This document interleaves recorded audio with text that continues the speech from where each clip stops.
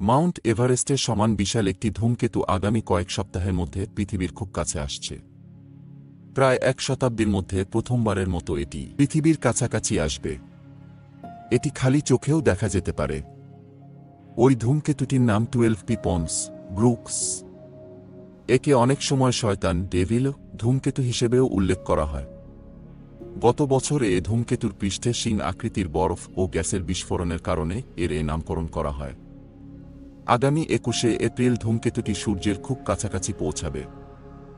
এর কাছাকাছি সময় থেকেই এটি আকাশে আরও উজ্জ্বল হয়ে উঠতে শুরু করেছে। ইতিমধ্যে বিশ্বের বিভিন্ন দেশের জ্যোতির্বিদেরা বাইনোকুলার বা দূরবীক্ষণ যন্ত্রের সাহায্যে এটি দেখতে পাচ্ছেন এবং এর দারুণ ছবি তুলছেন। আগামী 2 জুন এটি পৃথিবীর খুব কাছাকাছি আসবে। এ সময় পৃথিবী থেকে এর দূরত্ব হবে 14,40,00,000 মাইল।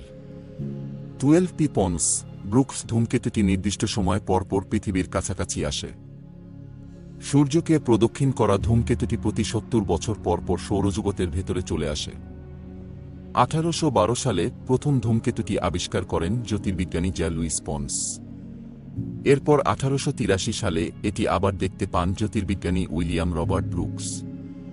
তাদের নামানুসারে এর নামকরণ করা হয়। এর আগে সর্বশেষ 1954 সালে ধূমকেতুটি সূর্যের কাছাকাছি এসেছিল।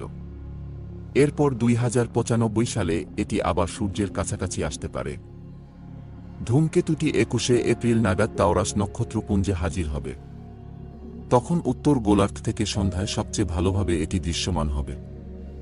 এ সময় এটি পশ্চিম ও উত্তর পশ্চিম দিগন্তের কাছাকাছি প্রদর্শিত হবে। এপ্রিল মাস জুড়ে সূর্যের খুব কাছাকাছি যেতে থাকায় এটি আরও উজ্জ্বল দেখাবে।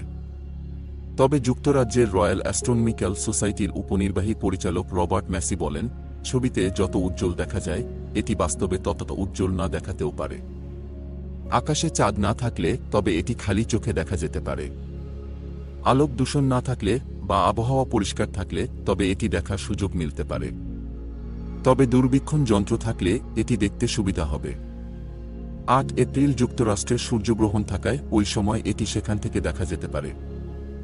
আগ্রহীরা মোবাইল অ্যাপ থেকেও দেখে নিতে পারেন। অন্য ধূমকেতুর মতোই 12P পন্স ব্রুকস মূলত ধূলি, বরফ ও ধাতব পদার্থের তৈরি। সূর্যের কাছাকাছি গেলে তাপে সেখান থেকে গ্যাস বের হয় এবং ধূলিকণা মিশে ধূমকেতুর বায়ুমণ্ডল সৃষ্টি করে। এছাড়া সৌরবায়ুর কারণে ধূমকেতুর একটি লেজ সৃষ্টি হয়।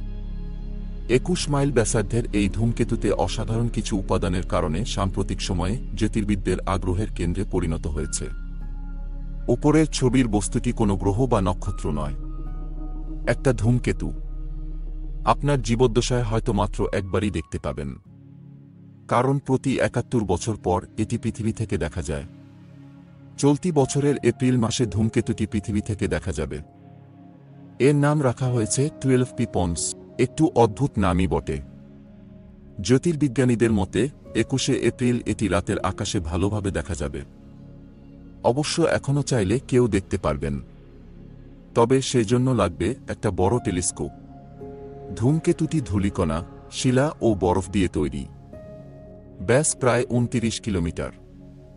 মূলত এটি একটি শীতল আগ্নেয়গিরি। এজন্য অনেকে এটিকে শিংওয়ালা ধূমকেতু বা ডেভিল কমেট, শয়তানের ধূমকেতু নামে ডাকে।